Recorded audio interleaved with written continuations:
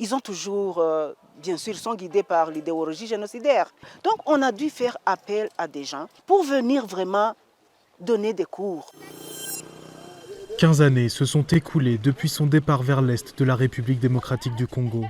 Jean Damascène Niyonzima, 41 ans, redécouvre son village de Bunyombe à l'ouest du Rwanda, ainsi que sa maison et ses proches. Ce qui m'a le plus frappé, c'est d'avoir quitté un pays peu développé et aujourd'hui de découvrir un pays transformé. Les maisons traditionnelles ont disparu, les gens sont bien habillés, il y a de l'électricité, l'eau est accessible, vraiment tout a changé.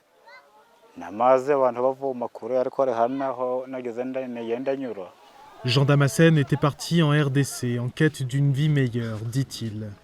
Il s'installe dans une zone tenue par les FDLR, un groupe armé fondé par d'anciens génocidaires Hutus.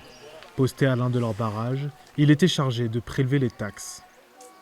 À ses côtés, Amos Bigirimana, son fils adoptif, était un combattant. Né en RDC de parents FDLR tués au combat, il a déposé les armes l'été dernier pour être rapatrié au Rwanda, son pays d'origine qu'il n'a jamais connu. Là où nous vivions dans la forêt, il n'y avait ni route ni véhicule. La guerre nous poussait à fuir tous les 2 jours. En 2022, après avoir été blessé à Walikale par le M23, j'ai quitté les FDLR.